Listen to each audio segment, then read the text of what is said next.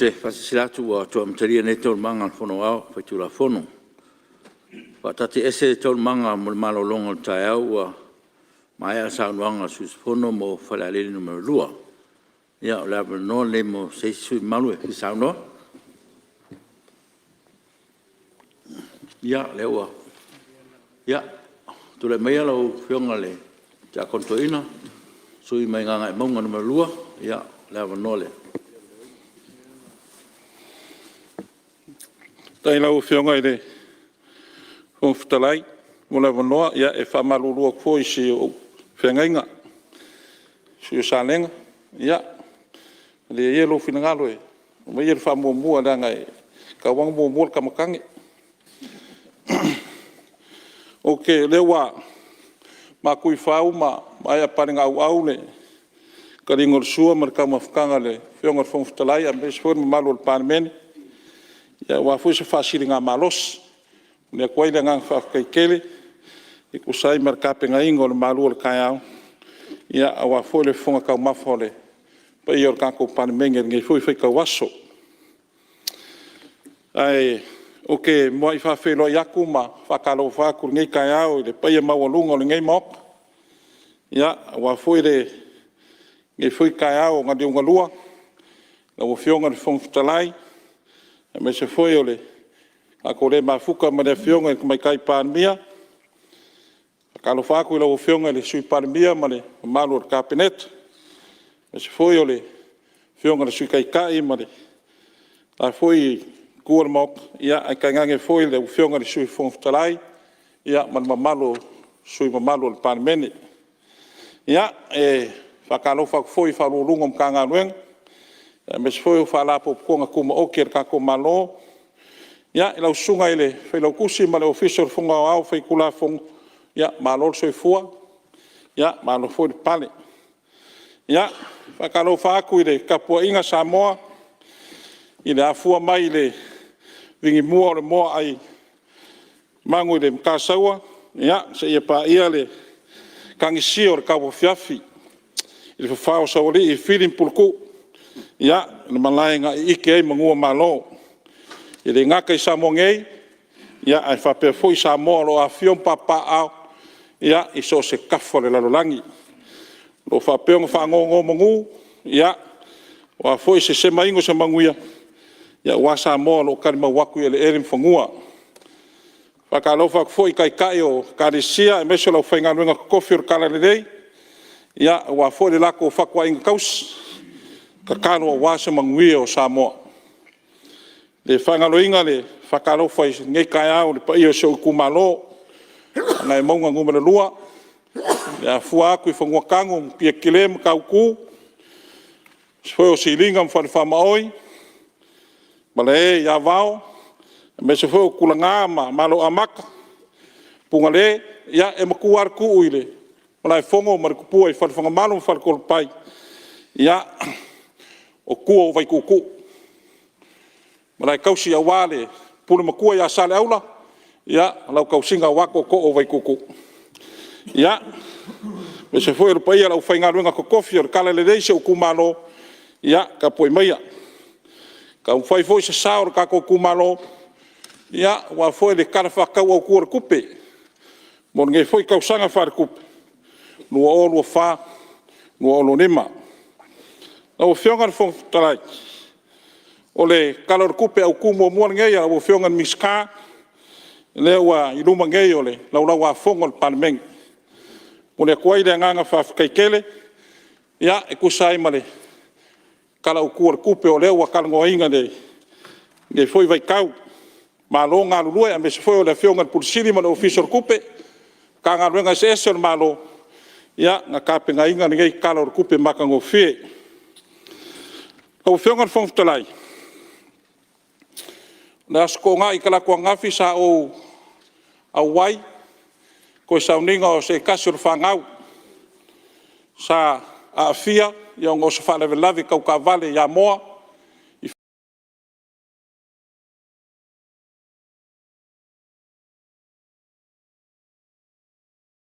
fasal ang pe amre fava ya so karwai ya ua faisi kuai o ngā whakingo ia whare lau singa ia o ngā kulanga lawa kula fongo ma le sirsila le fo ma ia a ore kamaikiki lawa ia le lava ngā mau ki ngoa ua maliu i o ngō le whare velave kau ka vale ua pe foi o ngā mōria le sa fia a veinga ka vale ua mai a foi le fa mawana longa le ainga mo le ngu ia ai pe ka yangi ia le lavo fa umi koso fa pe se fai ale ka o kongo ka makiki ia a ole maliu o na ua mo ki ngor ka vale pe a fia le ulu pe a fia mangava po le ala o mo ki ngor ka vale nga fiai e foi le la ngonga foi le mo le loko ma sisila ele foi ngon miskal fa mai ma foi le miskal le leo mo fa non ia o le foi ainga foi singa umi o koso ia le lava e malosi o kula fong ia fa mai se na nganga o le kua i makua pe se foi o le fionga o le kua fa fose o le kari le foi wa maua wa wala au le kua i le alo le sunga le faifeau le sunga ia pasta saki sarea ele e kare sia vi o si ia ia le mafanga fanga o le kua o ngō le koe seo le afinge ia o ngō le finangalo ku kase le kua upulawa ia yop fo ai mai le kua ave sea le kua ia famu inga swafo le ri le fua maua pe o ngā saungoa le fionga sui fong whakalai ia e mo ia au ngei o lo fale la wasi ai le ku uar malo i le foi ku kase mkanga ruenga anga le sunga ia mulpola ia por ko fa foi a kwa foi o le sa mil kingo fakas o war sa fa inga kamau le kadisi ia wa foi le lufi lufinga ma fenga kongo war so fu fa le ngang me foi la le veelo leo le fio aku ngiso fionga ki a kongo inga ma ngai mok o mo le kwai le nganga fa mai sem fa ma fanga de farkua ai me se foi o pa ia no kanga luen ia o ngor ku fa fo se ole ma lo le fionga ki a kongo inga o fionga ile fong ftalai ia na ka wa makaku se sao le ngai usunga fong ia e ku sai male karfa ka o ku kupe ole asko ngai pe ngo fa yaku sa o waile sa mako fe loa i mar pai o fenga luenga kofi le ku no ngai ku malo ole awala le ngai vai pouli o fionga miska nga luen ke masalo ole kasi ole lua sa ula unga nga awala le pe a le lua o lua kas o a ko kon kala ke sua lumor kors nga sua faka kia ya fa pela o le makwa ile yang o awala a maka ko kai mangkor a mor si le fier ngai mok lo nga wala le lo ku ai fa sa le kare se me kis lo ku ai na onga ku lang lua la mori e fangu e au fiai le pa va sa le vai pou o lo ku ai ko rise le ko kange na maka ku pakamea se pa ir nga ngai o lo ku ai le fa mai vai pou o lo iai fo i male official kanga luenga si se manga ia male forest a onge nga pis ia ka kalo aku i lo fionga mi ska se sila e de kaf ia ai me se fo kai miro de pisor kai au e de ana ka ka o nga yesinga paku ie ia wa lava sa nga le muol so i fuor fanga ia ai me so i la ko e mori aku fanga u le au ia o mai le awala foi la e la fionga miska o wala le sa fa ye fa unga kapenet la so sfurma le luo fi kwali luo o la o faida ai ko ya de siaf fionga miska nga luenga nga u ko ma ko fanga malo ia se sila e la o fionga miska le vaenga ia o paku le saria se kai foi mas fa fonga mai la fionga ni miska so kai mai si aurok le la fe ngai de kare sia mar pisi o ngolo vala upa ia le ku le alo fe au o i kong war vaenga le la fionga miska ia le lava masangi ngo kal ngo kwai ya fai lo finangal i ngai va yas o va yas fo we fa yon ko sauning aro nga wala le or ko pisia E iei lo karkongunga whaamakai kausingu. E le ia le kupu or whalavelani. Ala o iei mawhauwhongu. Ai lea o ngase lo ngai kupu. Iong kwa o le iei o sairiling. Me le lau whionga i le miska.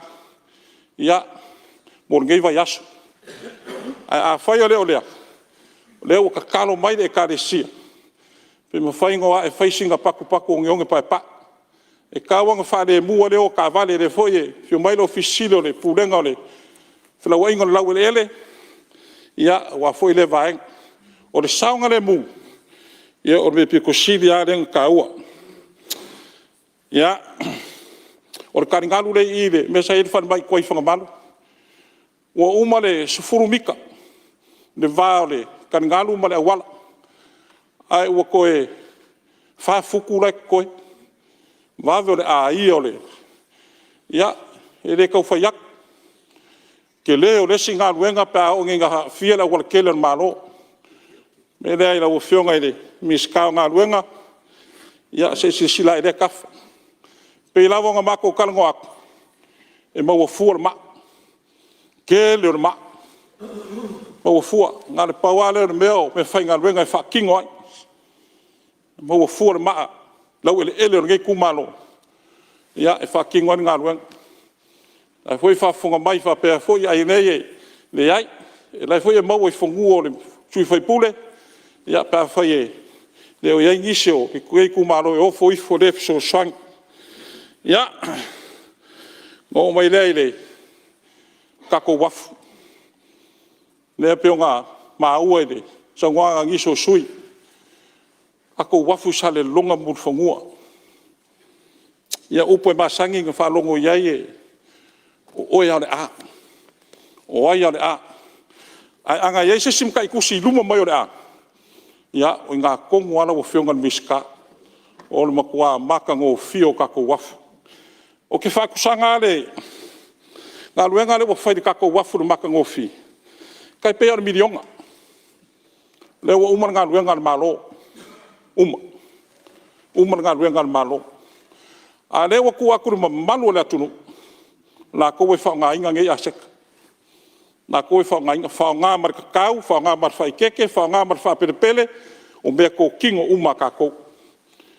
Pea na milion, uma ngā ruenga na malo, le ua kufak, o iriafi, o moa vau, o whanga vau, o oso, o ngaifi, o ili. Le aia se mea koe, uma ngā ruenga na malo, aia, ngā ruenga ia, ma malu le kungu. La koro o wha ngaru ingar vao, o lea, wha whaingo fia, amu ia nge yaso. Uia nge yaso, o ke wha amu ia nge yaso. Whaingo fia o whaingo ngaruan. E wakua leo whionga o whaingo talai mar pa ion pa armene, ngā le sasa whanga kou. Waso ia, o lafo lima, vele lima, savali. Aso ngei e wakua taxi kou, koe sau taxi kai, koe ora wauri, koe wakul taxi, koe ami mai. Whaingo fia me uma. Whaingo fia. Ia, o le ala lea e le inga whai mai, o kaung kāso i whang, o kākou maki kiwa. Au sa mola vai. Ka mau a inga e fuoronga lau ele ele. So se mea. Me lea e, ule kua ile nganga whawhikai kākou malo mo nginga luenga. O le kākou wā lau whionga na miska.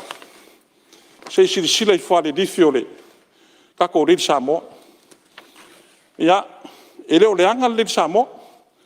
Whawhikai i whako whala inga i lau whionga miska ma le marpursiri marpuleng. O lae koe sevesi le. Ia warka pe nganga o koe whenigisi. Me foi le mora koe le nganga whawhikai. Se sila ia. E le se me o ia mako malos. O alesi le wha malos kingo a i runga le skep saulalo. E o ai wā leo le Samoa Express, a ngai o kako ka mama ki ngā makua, i la koa le ngā whakia le, savali runga mar savali la. Ia leo ngā fo. Pea whaingai ka mai ngofo fo, ia kai whafuku. Kai pea ngofo ia o whai e whionga miskar sui fua malolo inga e. Whakarkari la koa e o koe vai fo ma. Ngā koa rei lalo, koa i lalo e, vai ngalo iei kāwani. Ia e lala iri ma malo au makua. Ia pea o le ngā whakia leo runga i kako skep, Me rei lau whionga i le. Miska, ia, ka loa ku le vaenga. Ulanga de kako wafu o le rei muru fungu sa le long. Ai se sila e le kako wafu i kau kai. Me lo fae ai pasese kuila. I ma koe whakari e pasese.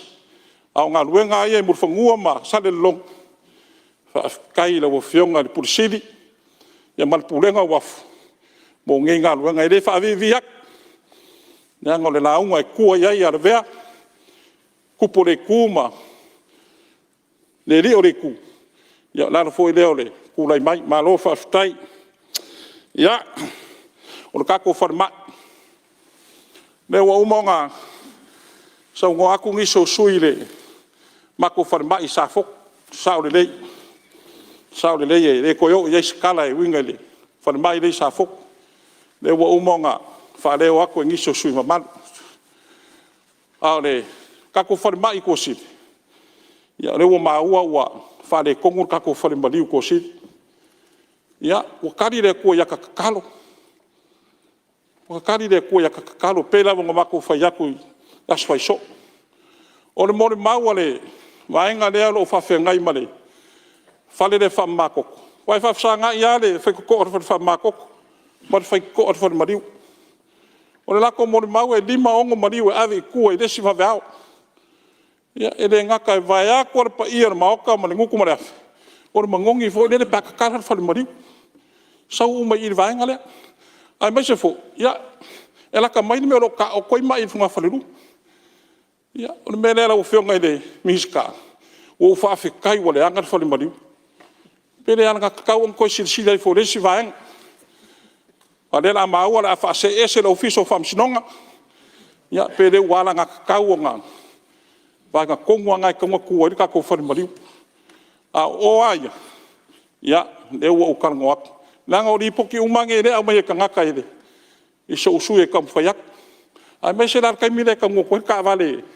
E pamu e se aile, le vai lea. Ia, la u whiongan miska. Se i sida i fo le kafa. Ia, whafkai ai. O wheelchair. Fo whakawa le vale.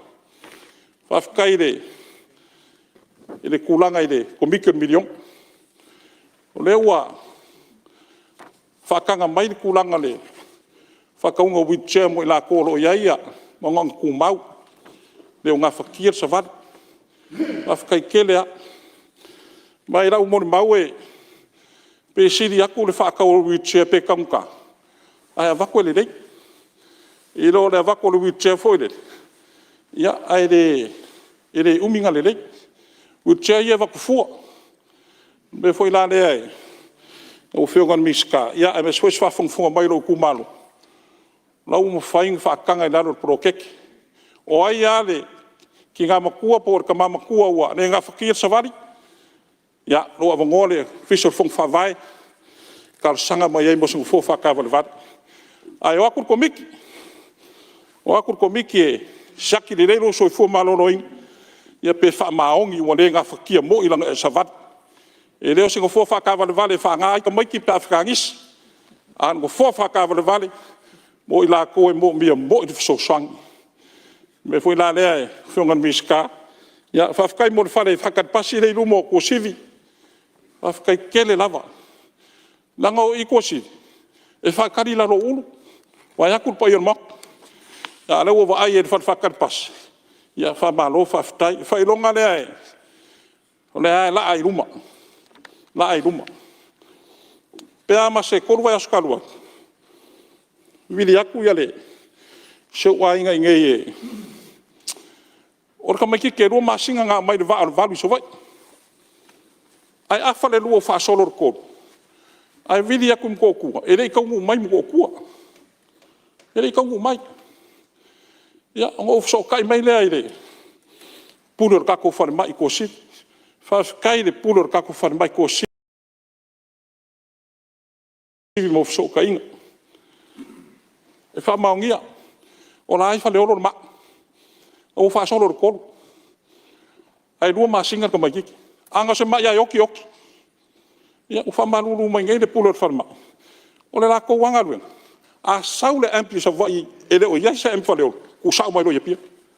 ai longa wing la wa ki nganga sauri ka vale le ai se ya e ku ai falo ya e ma fu mai ya o fucking ngongo ngaluenga fucking ngongo ngaluenga mai ka funga fa mangaku da fa ngaluenga vai so uma e saule va ai lungo samia la wa fa so kainga faleolo po ka ngu wa sa por amana ka ngu mai le wa fu mu fongo la wa mo kingo le se ap tau sauro ye pia me le lo fionga miskala ngai o le wa le o le malo ya ele o malo ele o sila fie le fionga miskama le pa i o kabinet aya me fa kingo kan fa ngal me le lo fionga fon tsalai ya ko lo fionga miska se ko sila le vai o nga fila so los fur kolo yungi nga a ko ai sul kas kausang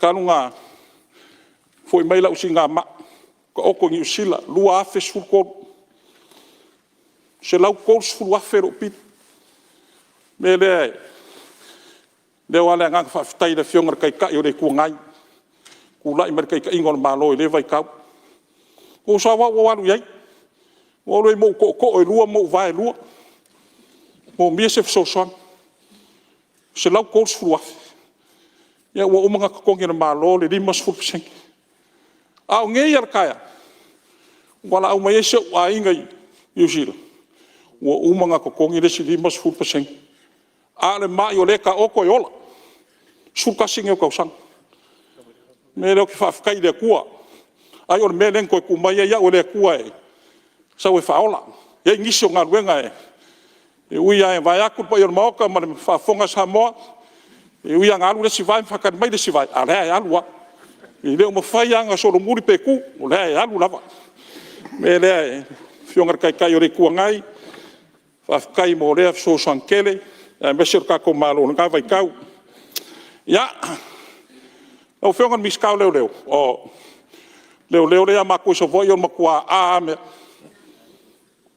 akala kui so voi a maka ko sale longa ko fanga malo e pe fa poloka le wala makala va ingo fuspa va ingo le la isinga ka vale me le mo le ko le nga fa kai kele lava o fionga mi ska ya me se fo so fu ko kuale kanga luengo leo ma fa pui a skalsang la o fionga mi ska se vanga fo le kiu ke lumo ko lo fo le lumo falaong pela falaong lengo fa ko le wala ya yu ke ve pou pis sur kaya pis ya me le kalsanga kwai o miengi ngai leo fo ye kiu ke e umar pisar kaya ko mai la ko fa kingo na ko ngalwenga office ya al sanga le mu ya o le me pikusiri den ka ua ya ai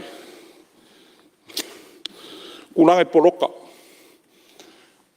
ya e fo o manga sa ngwa kungi so sui le sui kak fongkang kai mi ro fongo malua e lo ku ka vale fa wa ka kuria kula wa udi ka mafkanga da wa ya ai poloka i runga ngar fa mateo salen mo le poloka kunga nga ala fa kiu ke le piko pale piko maya malua ore mamma ore me fa kiu me le ele se me leanga ar kaimi me le kar sanga ko ira fionga e fonga mai foide fionga ko bisinga manu kanga ruen ya wa foide kulanga yang ko foi me le skala la fionga miskanga ruenga o fionga fon kalai o le awala i malua fa kai kele lava li u leo le lenga li u leo ai malua kai mer fongo ma ngai o le awala de so ngari so yu o le ai uma malua la yu kai kele mkanga ruenga mai faf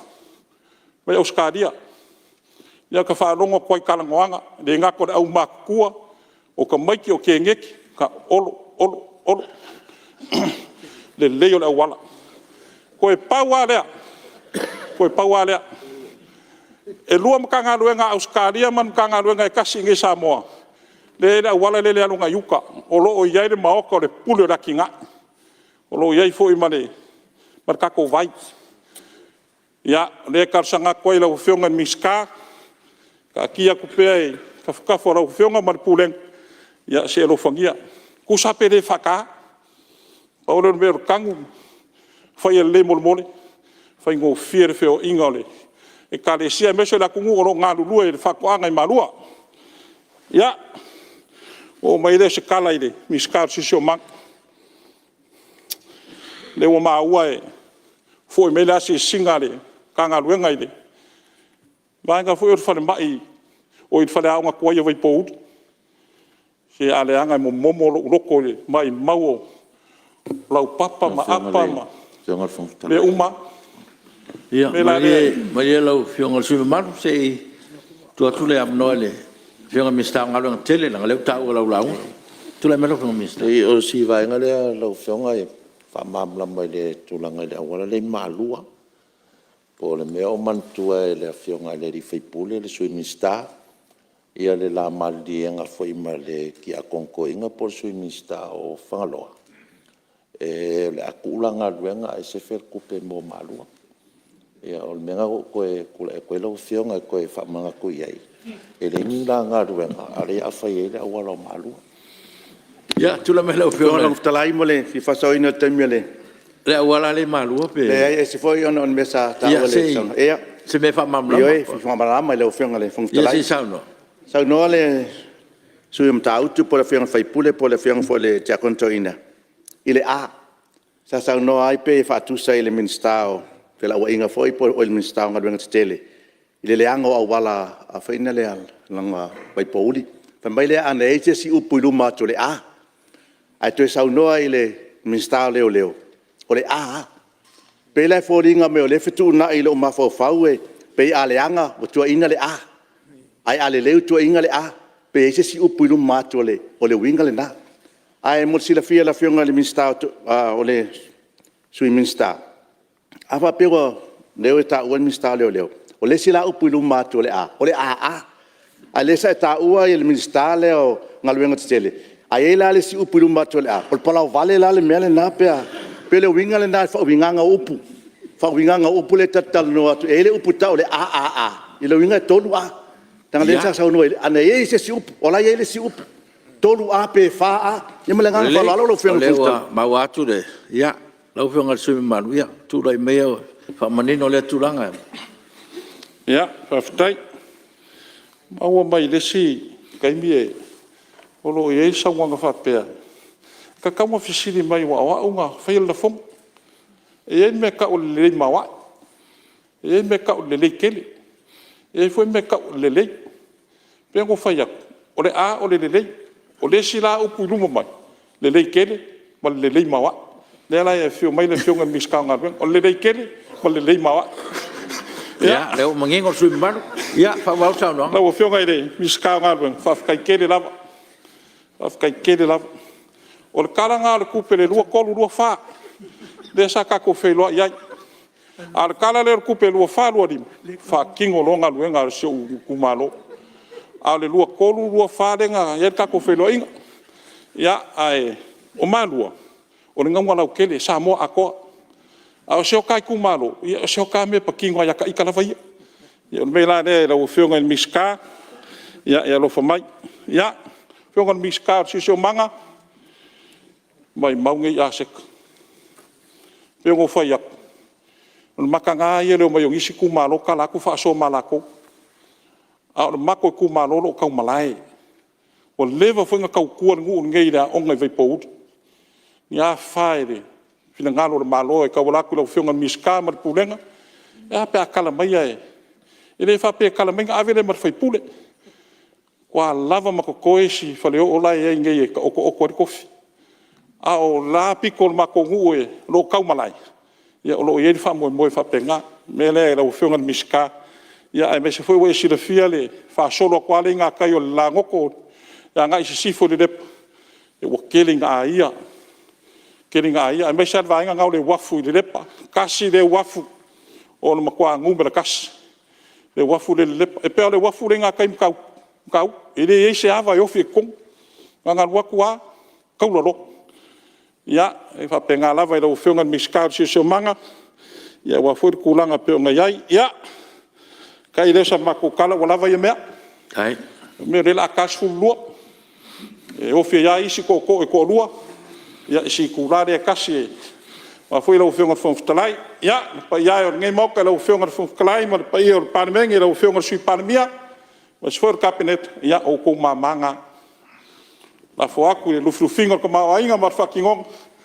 o foi de fa mo pe ngai ai kulanga le 5 kasi milion ya kiki anga lo na si singa le ngat fa kai kele ai ku malo ku sai mo ko wanga le lei ya mo ko wanga lo o le ala vas fang vai o le ala vas ka ma ainga o ko fa ma o ngono ka ko va fe ngai fa kai danga le lei fa kai le lofa ele pa o fuoro ko waf fo fa vai o mo na ku ya fa kai kele lava le ko pul kele ka ya ku so sa wala le msilfia ya lo ko ka ma ainga ya ngoro ko sila ku kula awa ko miki on milion ya me so fa lungon kanga wen ya skala le masau pu o ye kele ngai parmenge fionga ni sui pandemia ma nga kabinet mes foi le fionga kai ma sui kai o ri ku ngai ma sui ma no parmenge o ngai foi fa lungon kanga wen fa la pu ku moki sungat fa lo kusim ro fisor fong ya ai me so foi kapo inga Samoa fa malo fa ftai ya ona kalo fa mu ye kele le ku lo fionga fong kalai o sunga le ya wa so sang kanga luenga fa sa leanga ar pulenga sa fokula fai ya mo wa sa ko fa ya wa foi mo kiu ya mo wir fo so Samoa ma ko ola le ro fo le ko fa ftai alo tai malo sa no i lo fionga sui malu mai nga mo ngano lua ya me se fo lo fionga le mista o tinam ta mai tai manga so tai sui mista malo fa ftai mo le sa no nga me se fo nesio ya ta upu tu to fo e wa lu ma yo le tunu ya me se foi o le tu malo ya pa tai mo lo salta tu talo tupe ya no le salen no me tas tu le mai lo fionga sui mal after telo after la wa fionga ile fonga ftalai mo le ava no ne usunga fono e fa di fo se manato po se longona so ni awale tala utu o tupe le fo tau sanga fa tupe o ye tangata o manatu ile ola ma o loto ina ia tele o naso ia ilo ia se mele lei awane tau tala lo fai vai upuleang ma o ngutu nei tau tala fa ole ole ia lo ese mele anga ma ia fai mele lei ya sai ili le file mo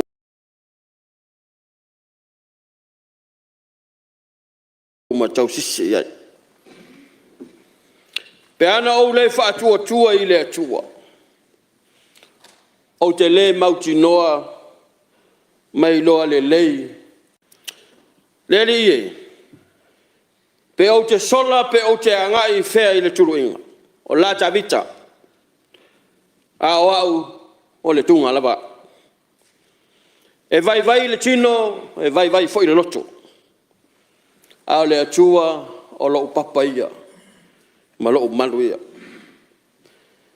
la fionga ile fonga fitalai ma le malu ile pale mene o Samoa au te le taina o le maunga loa na i foi le aso le ainga sa soma ele ma fai foi ona o tui fao ai fanga lo inga malata pe yo le upu le vai fanga loa ai mana tua i lo loto le au nga manongi mai matai ili mata papa ili malai fia se yo i malai le ma vai mai au tu ele sai ti fa ole o lo tan wai le fetu to nai male toto masa ona o fatu lo le lau tapo inga Samoa o po le atunu enga ngana le ola ngā ngana le oti. E momoli mai le whiau. E ta tala le ave. Pese mele le. Pese tala whatupu mase. Tulou lau a fionga I leo mamalu o le malo sa moa malau masiofo. Tulou lau a fionga I le sui o le whono o sui tofia malau faltua. Tulou au a fionga tama ainga. Ainga malatou tama mo latou ainga. Whaatulou le tāpua inga tu mo pule. I tu au mala taua ainga le tai ma le vao fonti.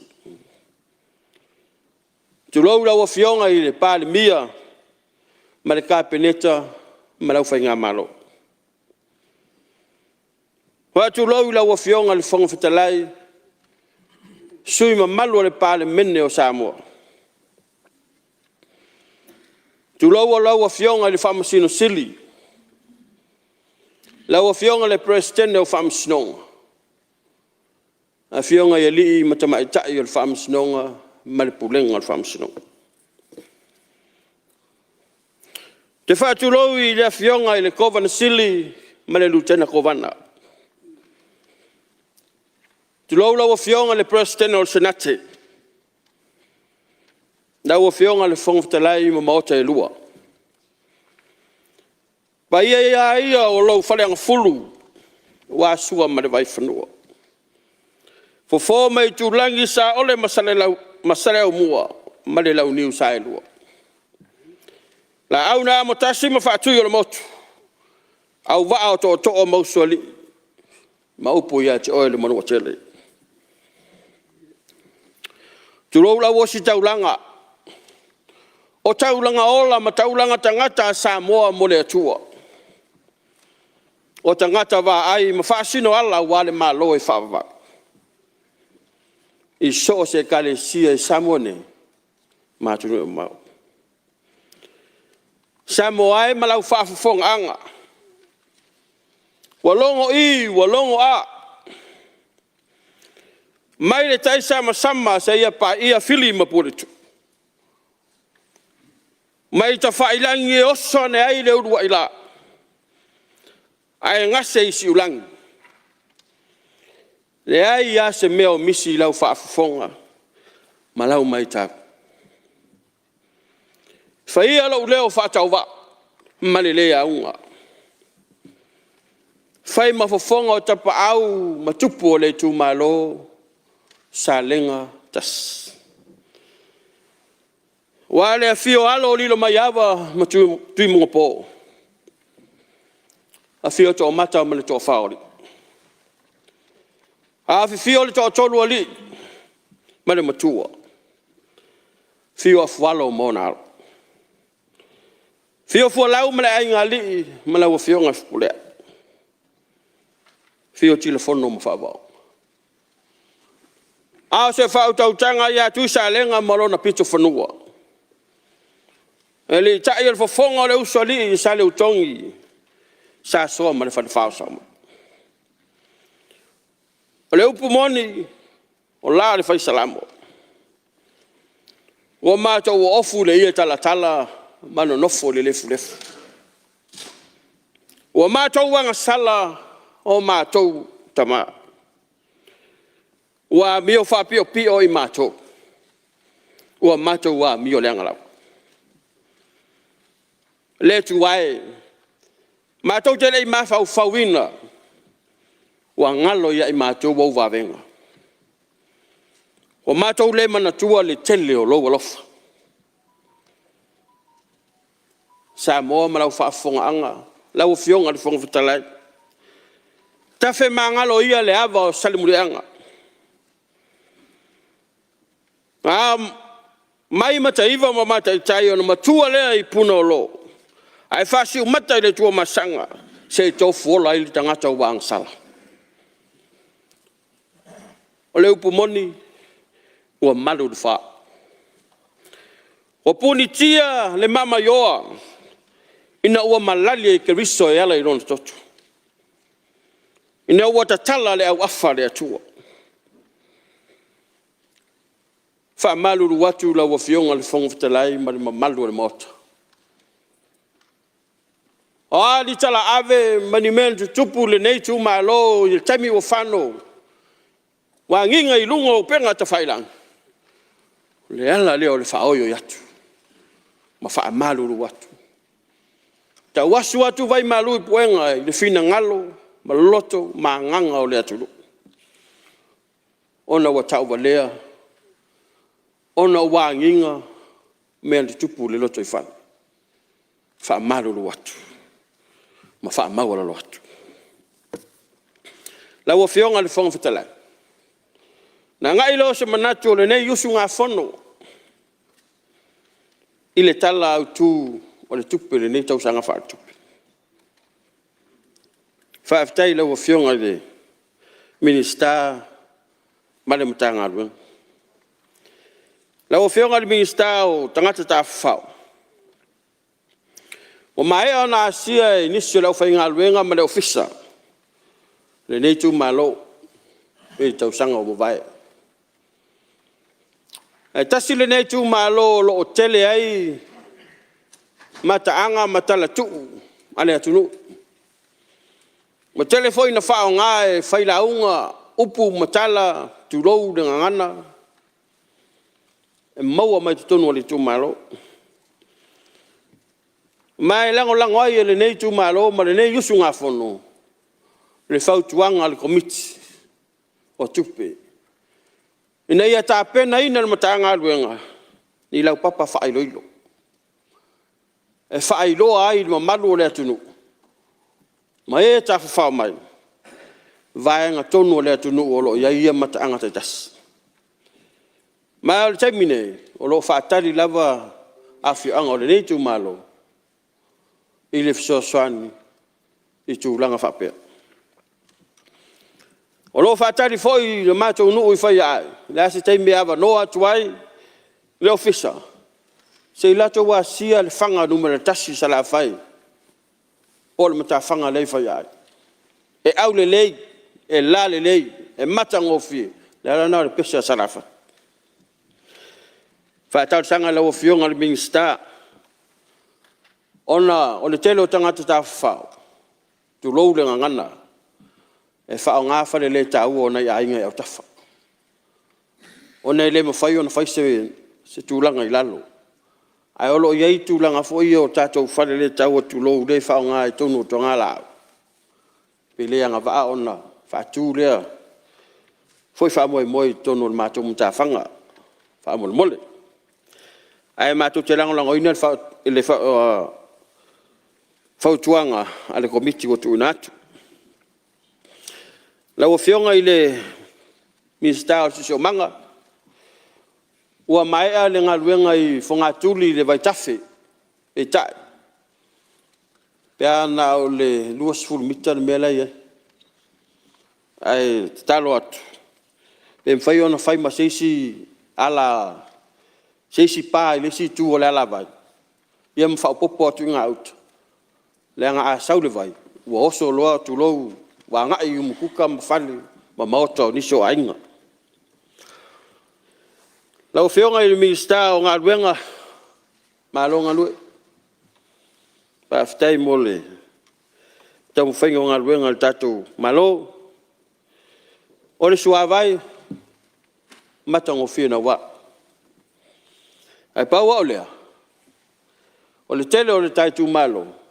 I pito lo ilunga i adi matou. Ua tau le whanga ina i ai puapa. O nei, tasi ruova yaso ai, si sila atu tonu e mātongi ai wa to ai lele. O le mafuanga, e mai le vai. Te talo atu whaamolmoni. Mai ai whanga whause i pā, ia sa matai uta. Iai ma sa matai tai. O le a whaina le nā o le soa vai. Aro manai a lava le vai. Alo ngai tūlanga le nā. Ua le whai o na tau mawhaina le vai. E au ngai whai o tau mawhai mea ai ma. A tūlanga lai le tau mawha lea. ia ua le tarafeagai mo le soifua malaloina na ona tatalo atu ai pe le mafai ona tuatutu atu gai uta le pamavai ia ona gavaa lo le ma le vai o siʻu vao ua tatatalo atu lea laa uma lava le paiaiga o tatalosaga atu mana o mia lava enai i oʻu tagata i siʻu vao sesu avai e ui atu le paipa le malo tatou auala galu e tatou auala lau feonga i le mista tasi le tupe mai maua le malo le alu te ungo auala galu e pomonia te le tupe le malo le fai auala galu e ai lo uia tali tonunga faasui sifon te tau i afioaga manu taitasi na galulue faatasi ma le malo i te uina ala galu e ai sefe ma le tupe lea le moa i tafala ia faasoasoa e lau afioga auani sigaluega faakopo e te talo atu ai e ape alaveaina mai ia moa gavao ae tuu loiluga o afioaga manuu galuega apule nuu latou te galulue faatino o le vaega o le tatou galuega fai faatasi tu atu le tauau o le malo tou mai foʻi tauau o liʻi faipule ia ona mautū lo lea o se galuega fai faatasi o le ia ma lia lau fionga sui malu sei atu lavalo le fionga mista agalonga tele soa vai Sa'u fia whaalongolongo lava lau fionga i le taupu foi ala fionga i le soi mista. Ai wo waweno tula i atu i tau o le taupu le wala ngā mai.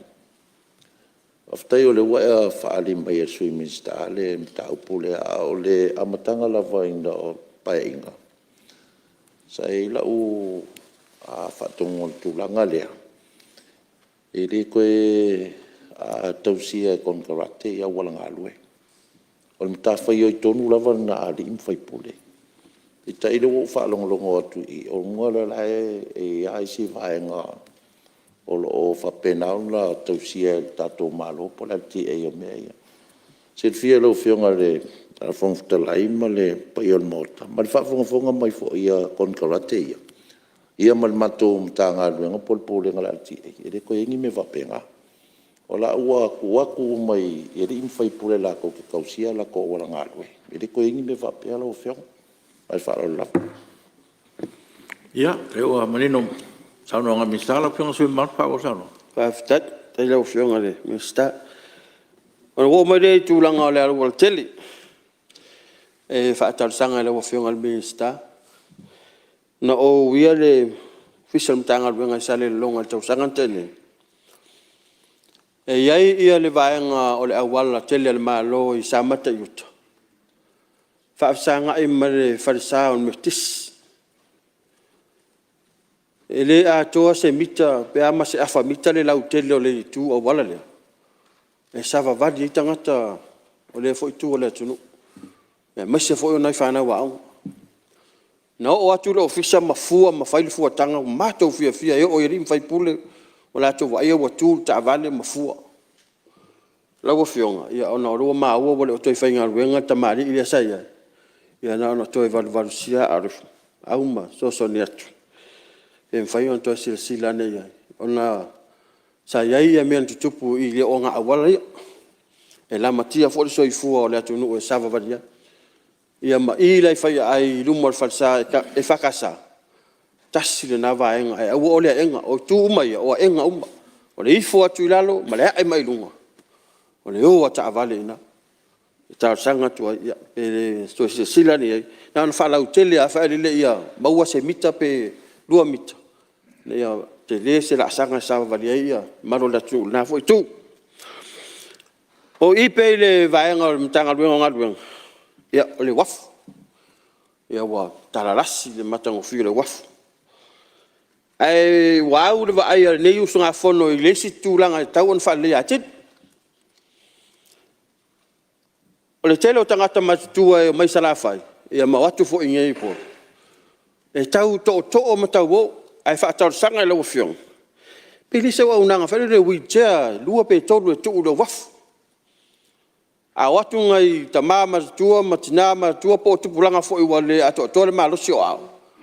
ia ona peilo ma va ale fa le tu le che ina du le fenga lu tu le lu va ma se fe mai me le o le se o tangata I lungo le awala si lungo le awala si mapo lungo o me ia na faina le so fu o se tu ala le na pe le fai on fa popo na wheelchair lua e tolu se la fai mo mu fanua e fa how fa le ya ti le o nanga ala o matua e matango fi le time ia me tata wafu sale long ya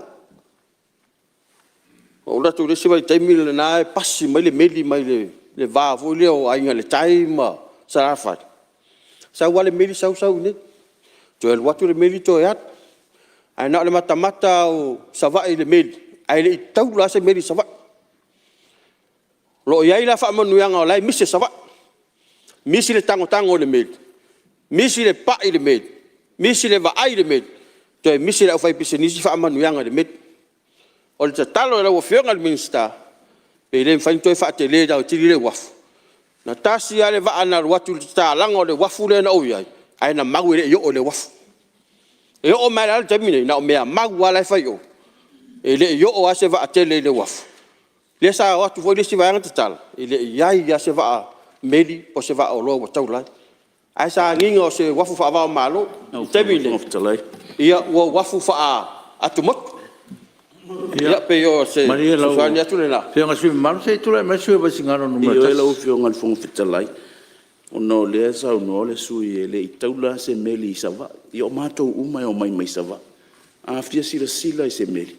Fio atu i vai singano tasi sa taula i le meli. Malo fa lo te lau fio ngal fonga fitalai. ya tu le mai lo fio nga sui mal pa o sa no ia waso ai o ta o nga sa tau le limit al termine lo to fa tau le men se wafu le nei time ia ai o le tau sanga le nga o sa longa le fe tau la inga o le motu sa la fai ia tau wala na tau le meli sa le longa a o tau sanga ia wai le fa na tau la pe ale fa le wafu ia mo fo nga mo ma o la fio nga le minsta fia va aia sa va se meli ma fia pa se met ia o se so nia tu nam tanga wenga o ele le malo ia salo se temi ona o watu le o le matu tau sang ya umon fa pepa na o fionga minsta wa onga wa mo mawina li poti multana fa tupe ya lo ma le lo fio nga sui ma se tu le ma sui ona ma le se me via O se me fia fa mamrama Ia, sama. tatu waf. E ua o ye sauranga al sui. Pe o le fa sea mai fa pea wal watu le va o le au pa ulia le va. Ia ai morsi le fia le sui. E le lei o le sta tau mo fai le va nga e fa tino se ngaruenga. I le mo fai o na fia tatu motu se va. I va o loa ma meri. Ia ai ole minister in lava i ole tangata fo i maritato mortu sa la fai. Ia sa nau e fai le tūlanga lea. Ia u paua e fai si tele ole me one lea tafe mele. Nai va vei ona toe le sao va. Alo sa ele tau mo fainga. Ina ia fa manuia ina sa vai. Ia fai ele se tau mo fainga o fai ele minister malana vaenga le vai taimi. E pio fa mamla mangale mo si le fia le suio taulo le ma le hang fa ro Fio fonga fitalai ale, ki fa sao ina al taimi ale. o le alem tau Se le upole na o me mamau. E Ia. pole tele le sui foi na le Ia. fa alo ono te fono en mato komit. Au te alo fo le vaenga le tu lai mai. Pe o la tone e pe fa tau. Se taimi he ta pipi le ise mina tupu. A le fa mai taimi nei na o me mamau wa me o tu mamau va ai. E pe le nganga le na e se le sau no angale. I me mamau langa o le fa tau i le afionga le minister. O le tu lai mai tu langa e tau na fa le le wa nanga le waf. Malonga fa la lo afionga fong tele. se tu lai mai le sui mamaru langa le o tau le o puti ia fa ftai mo le fa u la vea ele se tu inga fa pe wa tu inga tu le nai tu le ota e fa malo ai o le wing o le tala ona ele pi le fa le waf sa mau ele fai foi na watu la va ai la mo mai si dunga ai o wing o le tala e meio o mau ia le ngana fa fa ngofi o te le o tala no le mi sta pe o iwa mau wa le yo mea sa fai le termina na mau wa Sa maula Ai. ni tai. O sa o lo Ia. sono. Ai o le minista, ia o leva ta fa ta tia lan fuang. Ia ina ia fai ona fa la tele le waf. Sistema rumba. Se lo mo Yo tau. wa tai la fionga fo trai. So fo maloloina ia fa tai la fionga. Alas.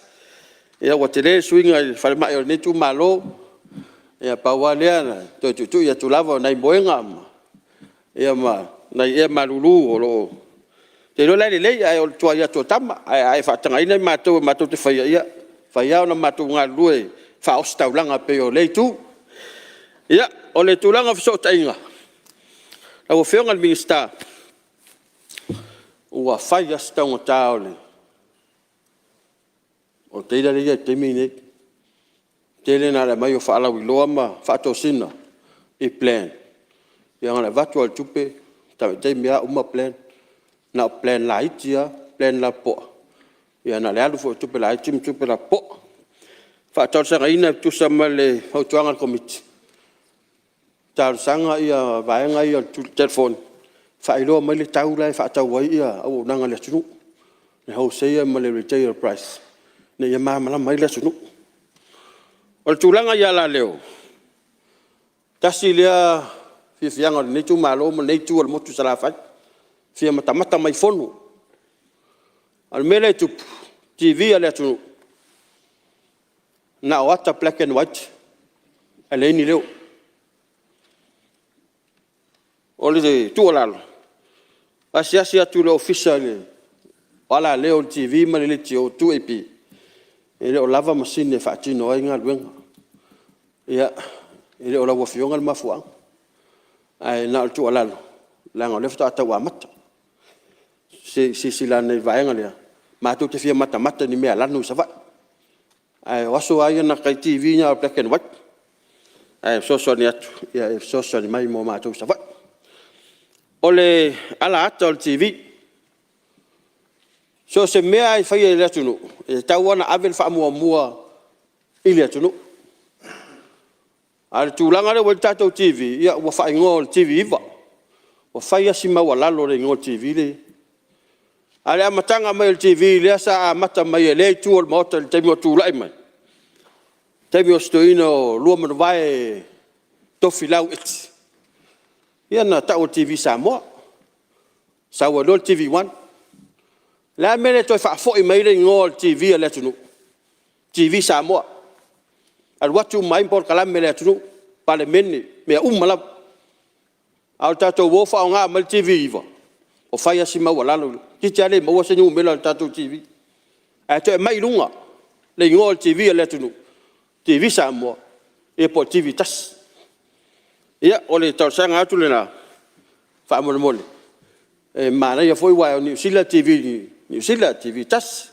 ia lo wa tato ia ole TV va e fa ngata na su ona mo bela mo mato ia al peken watal mele mata ia o se tau sanga le na o tulanga tau fam sinonga na o fionga le minsta le na mato mau fa solo la por kalam ia tu watu o tafa pele mfai on to sila ni tula fono di mata nai ia fam sinong ale mele tupu fam sinong ia o sau fai un o fam sinong o ta fili sau no suli ta mafai suli tau tua ia na o mata ni se suli fa vai po suli mon pe o fi solo ai tu langa ia na ona tu la awat ma so ne atu la o fionga mi sta male office be le fai ona fitu na se fai fa vai le na ia mai o io ai le pule la le ia au te so ni atu sui malu ia ele fa tuanga no foi tu langa ia to mango fai ungo fam sinonga ia ia tu langa lo fa tati e fo le fatino ino fai ungo fam sinonga mele so netu sui malu ia ole fam sinonga lava man fai ungo fa pena ele fai no tatu sa ili lia po ama fuanga po atu langa fa pena mele malia sui malu ia tatu te oli o fo mi tatu langa fam sinonga tai ole tau sanga la vela o fionga minsta mo tu la fono teu me le fai ona Toi tu ifo tu tonu nei fa tonu vo yo fa msinong. Mo la to ngalu nga fat. So so ni ai ve. Fa msinong mo de. Tawa me ino fo fo o mo tato ofisa. O tulanga o le petinga. Toi 2 minutos sui. Lango ina le nei sunga le nei sus fono. Le nei sunga fono. Le fautuanga komiti. E fa se tato talonga ini sile fa ngo fie na mau afso taing. Ia mal tato tu pe fo tasil miliona le pe le lopo le alma fu anga bole toi mau mai ai. E so so ni walta la fa tau tu pe le tu no. Ono mai le tu langa fautuanga komiti mo tavale ve o le ambulance po tavale fa nga mo so swan. Le na mau ni so sa no nga sui. Ele fale tonu o so tainga. Ele manatu la wo fionga ile ministao leo ma tine mu ya ministao. So i fu malo loinga. Pele mfayo na tu fa tasi se vai nga sitas. Anga i pel fu mu ile la tonga luenga lave ai. Mo le lave ingo me totino matangata o le tunu pe afaina i mala fa natulo. Ai o mai lo tu langa i o le soifua malo ina pe o le lave ino le soifua I tulanga o la whaelave. Ia mana ia le esi al vaenga lea. Ia ai tu whaatasi ta avale pe o whautuanga ale komiti. Ia malmemu ni mule whaau matuaili nei usunga fonu. O si itanga o tutong. Ia whaaftai lau fionga le minister mo si itanga o tutong. O le si itanga ia peo na lau whainga luenga le malo. Ia al pulenga. O le pale mene. Mal whamasinonga. Io le ia upu leo te whaita wato ia na o le whetuu na inga. Nono ia ale whetuu na ia. Ai peo le tūlanga le na. Awa pea ia. Ia le tūlanga le ia. Tu watu i le wafionga mole. Whasoso ino le tātou seileni. Ia ona o malole so yang muri whaaftai o le whaaftai tele le wafionga i le whangwhitalai mo le tau veino le tātou fontanga. Le nawa yaso mo le neiva yaso. Whaaftai lau whionga le minister tupe ma le purenga, ma le official tupe, mo le whaatino ino le tātou tala le tupe o le nei tausanga whaatupe. Whaaftai mba bitoa foi whaurulunga o mtanga luenga, ale malo e tusai ma le ngā luenga whita. Whionga teitai fono ma le komiti, whaaftai tele. Whaaftai mtanga luenga leo leo ma le tinei mu, mo le ngā luenga. Whaaftai sili, o le pulenga o le fono, o le official fono mo le tausinga o le nei usunga fono. Whaaftai lo tu malo, whaaftai tapoinga, whaaftai foi talo. Ai umal manuia fa moe moe tatou tu malo pe on tatou whenga iai le nawa yaso. Ia tafa ata o tau lelei. Ua malama mea uma. Ia foi. Ma ia tatou fa moe moe le atua. Ia ona whai atu. Ma vailo angaru whatio. Sila lo I maolo. O manu na. E foi e afio anga manu ma le kare sia. Ai sili. Tau tua mle unanga le malo. Whaaftai. Manu e tele lau fionga le fonga telai. Ma le usunga fono. Alo, whaaftai. Alo, sau noa lau fionga le sui malu. Mo sa lenga numero tasi. Ia, malo a whaaftai. Le fau ai sau noa. Pa ia mauta e mese fwoi whaafonga le tunu. Ia, inisi fwoi o tūlanga sa tūlai mai le I tu malo. Ia, malo a ngā lue. Whaaftai fwoi mole. Taununga. Ia lau a maua le toa mali. Tātu tu malo. Mele malo whaaftai. Ia, lau nōne stasi sui. Sau noa. Ia, ewa, tula. Ia, lau nole lau pionga sui malu, mai a ana lofi numero tas.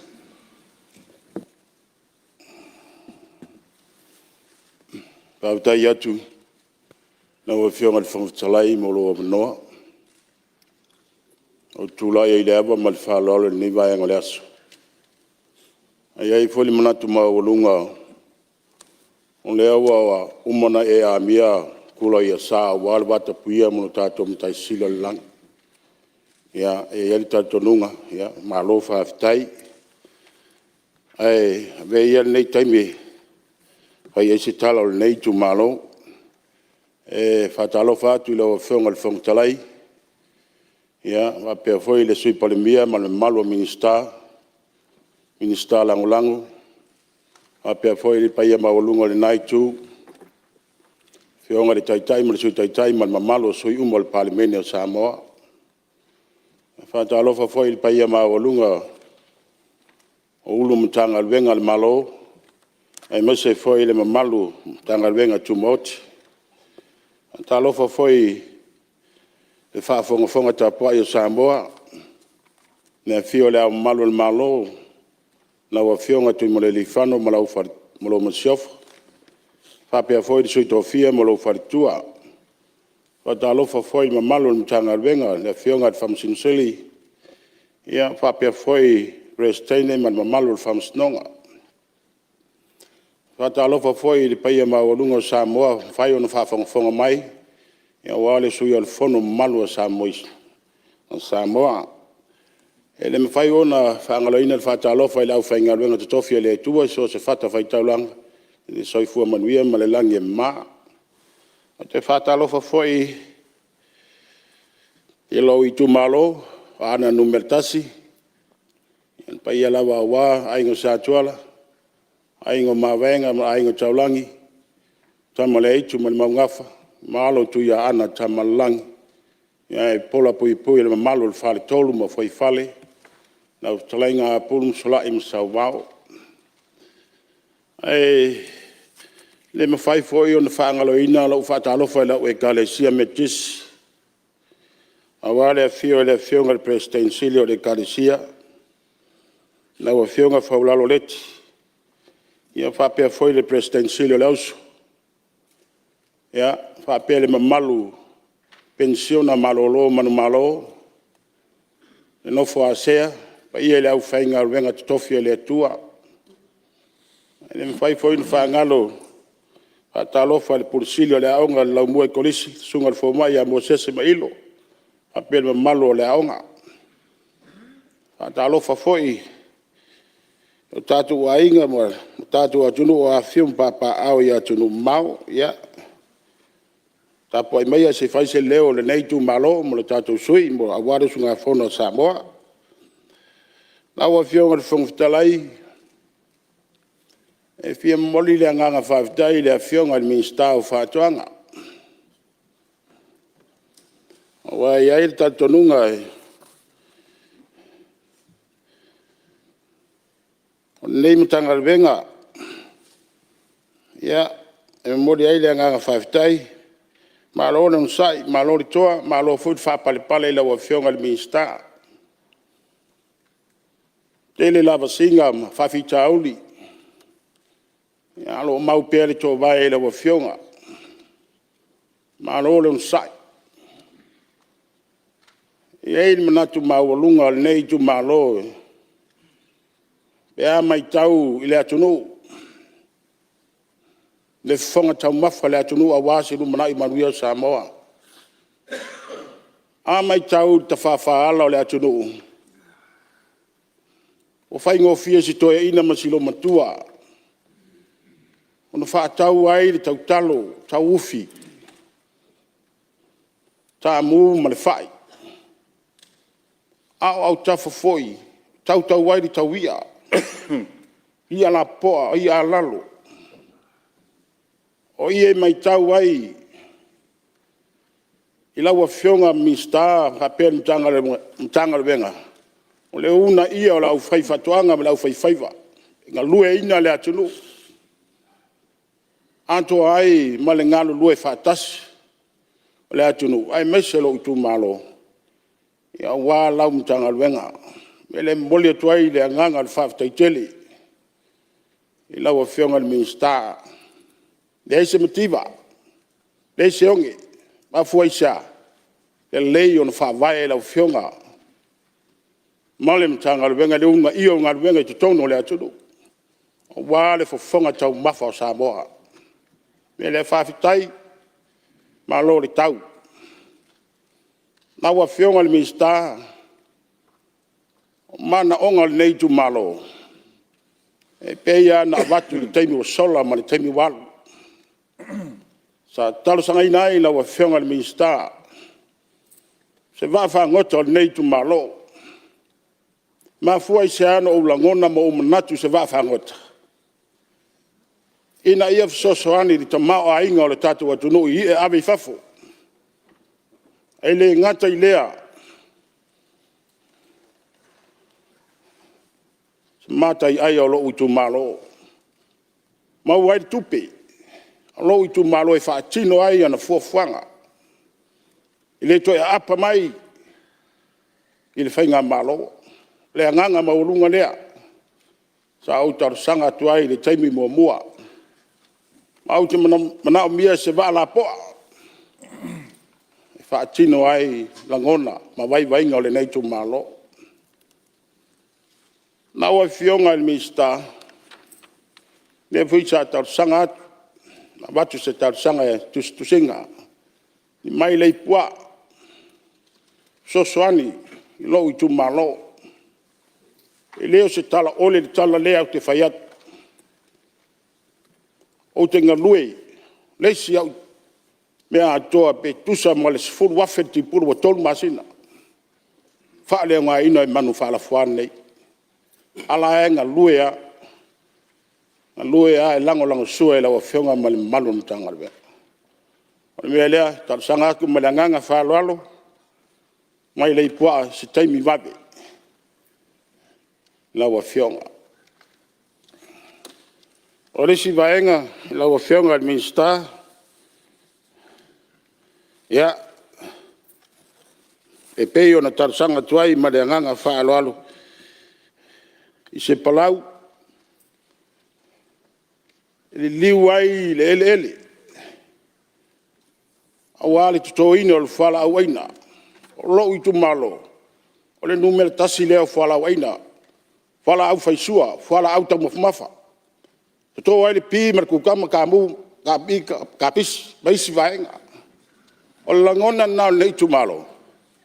E na ia whaingo fie. Na ia ola le lei, whala au. Mea lea. Ia, o tau sanga nā nei tu malo i lau whionga le minsta. Ma le anganga whaalo alo. Lau whionga le whongtalai. Tau walatu i lau whongtalai le minsta o ngā ringa tele. Tonu foi wa, whetalai foi nisi o sui. Whati nonga o ngā luenga, alau mtanga luenga, ma lo whaftai. E pia moli le anganga whaftai. Lau whionga me mtanga luenga le vai. O man whatino nisi o au ngā luenga. E ala ilo tu malo. Wa feinu. Fia, ori. Wala tō mauar sua vai au o le ola lea, o soi whanga tangata. E lea whaftai tele, ila wa whionga. A le tarasanga ila wa whionga. Nisi o vaenga, au wala lo i tu malo. E leni au wala ngā lue.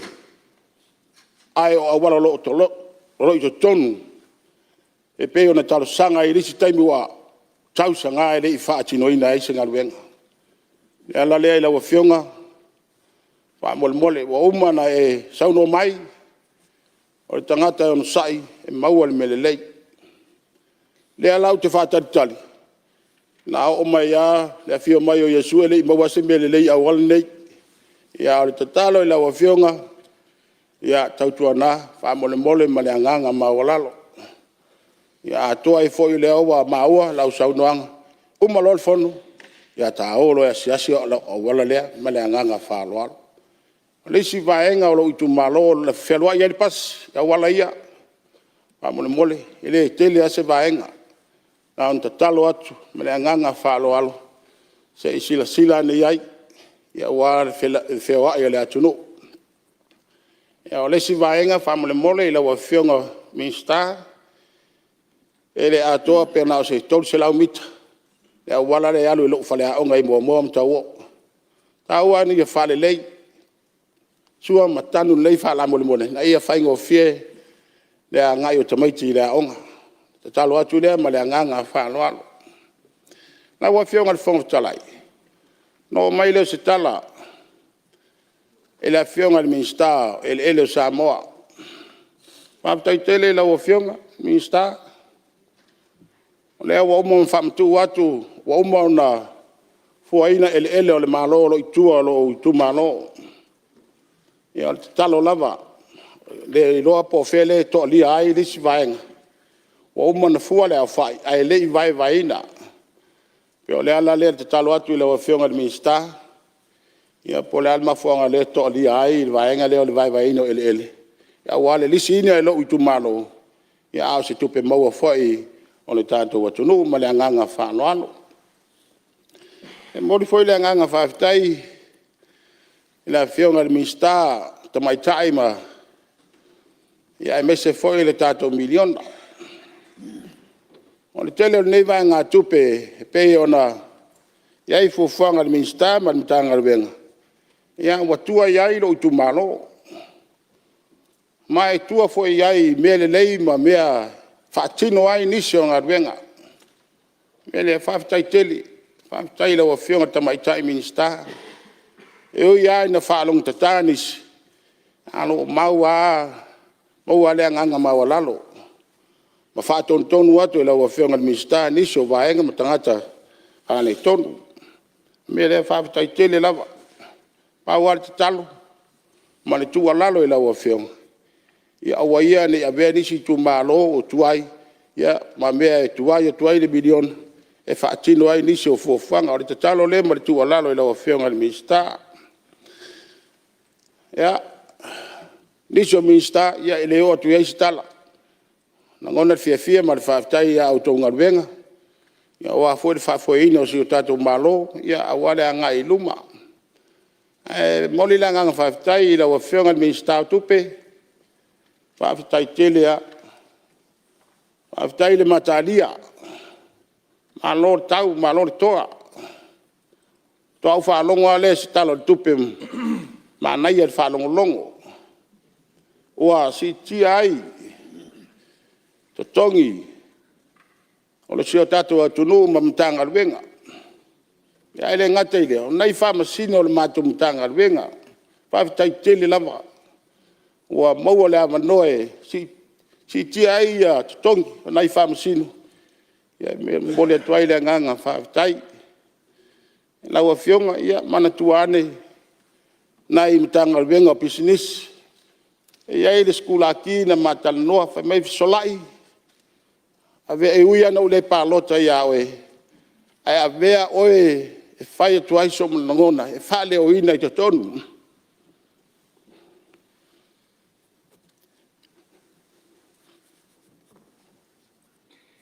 E langona le mawhatia, na ia tangata. Whae mai o whele mātou te pālota iai, mātou te pālota le mālo. A le si tia na o mālo, e whawhewhea matanga ruenga tumaoti. E o tia loto, na wawhewha minsta. Ia o mea nā ia lau whai business. Au langona o lea mai te tonu. Langona o tangata o mālo. Tau tua le atulu. Fau, e le fau li tau tua le atulu. O mātutua, mātua whailangi. Sa la tau wasaina nga su o le tai au. Lea o ai masai mao malia ni lei waitau. Mo le atu whaftai tele.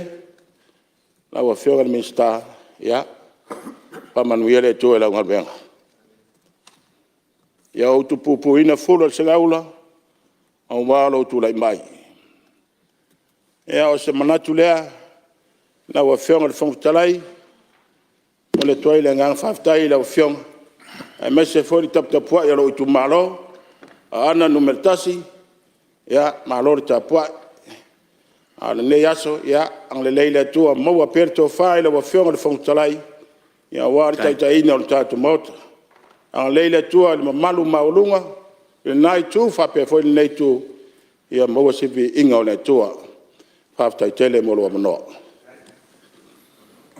ua fa malo sa no lo fionga su malu wa ana lofi numero tasi ya pole min sala langa foi tatu fam snonga pudenga tau fam snonga malo sa no tai fo monisim ta upu anoa ia watu ina mai tato mauta e mese fo le tato malo ina ia so swani le ngato le tunu ia mese fo le tu malo me le malo pa tai sa noa ia o ma vai atu ia le to ma ma fo tai no tato malo longa ia se sui o fia sa noa ia lo mau pele no ia o vai atu ia o ia manatu no foa la tatu tol po ia mo la so taiao ia ai ta pena le mai sta sui o to tele tatu sui toe ia ona tu atulole committee ia pe afa pe o ia ni me fina ngalo yo la tu malo ia ona fa o ile tatu ngaluenga ile tu tele tatu ngaluenga fa mo tatu ngalu fa tasi me le ia e mo le trade fa time fa malo il pa io tatu parlemene ton fengo tatu ngaluenga ne yaso ia fa malo la mo fono malo fono sai malo le fa totoa fa te foi su malo sa noa ia malo ta pena fa tai sa noa ta poinga fa lulunga tanga renga fa la tonga tu mo tatu malo ia fa malo on sai ne yaso ia sang fa mia le tu lo to vala wina fa tai sa mo lo ta poinga wei manuia ne yaso le al favor parlemene fa tai talo ia sanga le pele tu so tatu no la tatu tala ia ngale le tu la fio atu on tatu mauta le nei ya ori ai tatu te tol po te tau sangatu i lo fionga sui fono bonga e maunga no lua se e sa ni tatu talo fai o tatu fono Tatu talo le tua lo fai le tua le lofa tu noa ma le lofa muti wani ua maea le fonotanga lau parlemene ne rei fai tau waso. Sa mātou tutoma i lua lofa le tai au, ua mātou fo i atu mo le vi ingo lo whamaoni. Whaaftai le tua, i le musmusunga lilo lo nganga pa ia ua toanga maadi ai le whengai e o lau parlemene. Ma whi lafo ingo le nei aso. Whaaftai le ona ma le malos, whaaftai mo nei awa noa tāua le atu. Ua e fo ai e whaatino ai o mātou walawina. Mātou tutano, whaaftai o manuia fo le tapo inga se o mātou o tunu o Samoa. E ui lava na whetai ai nisi mwhalewe lawe tutupu, o lau wala au pa ia le atu. Ia anga le lei lau fio awa mātou taritonu. Ua e a mia to iti, a ve lava le soifua ma leona. E whai lea ma mole maua oe le atu soifu. Maolo o soifua pēr lava pēr. Mātou tutano, la taape nei parlemene la taape sui mamalu le li e ai mai se foi o falu lunga mtanga wen o nisi o la fa wau nisi o to finga ma wana wina o nisi foi o la tu la au le li e maota malawa ma ainga lo tapo man tu di lo ina i mato uma i lo lofa le ala lo ia fa tam fita le lo ina i mato le li e fa ta lu man manuia ai mai se foi o vi inga i la fio le afia fio lo fa tari mai Whamanuia le atua i le tapo inga Samoa. E le ngata i Samoa nei, ai whape fo i Samoa lo alalam papa au i atunua mau. Whamanuia le tapo inga na i o matu a inga. Matu tutalo le atua i ai lo mawhanawhana, i ai fo i lo filemu, i ai la tō lo whanoanoa. I la tō lo mamai ma tinga ina, whai i ola lo wanganga le atua i o la tō tau tonga tinga. Tātou ma oe nei aso. I ai ule aso i na wapo i lo vi inga. Yang sala lau parlemene, yang sala Samoa ma lau whanau le atua. Ia lofa ma whapale mai alo walofa. Vea ia ma tāua lau lava toto tāua ke riso. Whai le ma whala anu ma ave. Ia te ma toa lau whanau e yang sala pēr. Ia tūma mai lunga o le nei parlemene. Ia tūma mai lunga o Samoa ma lau whanau whātua uma le lalolangi. Le manuia ma le file mua oe le atua le tamaa. Le lofa siri ese o Jesu ke riso lo mato ali ma le whao. Whawo ina pe mato mo lo lava nganga pa ia nei se ia o le whawawau nama. Amen. Alo, patai. O te whasisilatu a tolpo nei tau manga al fono au tu la fono, se ia uria le tu la iwa tol sfulu, le as fono a tau.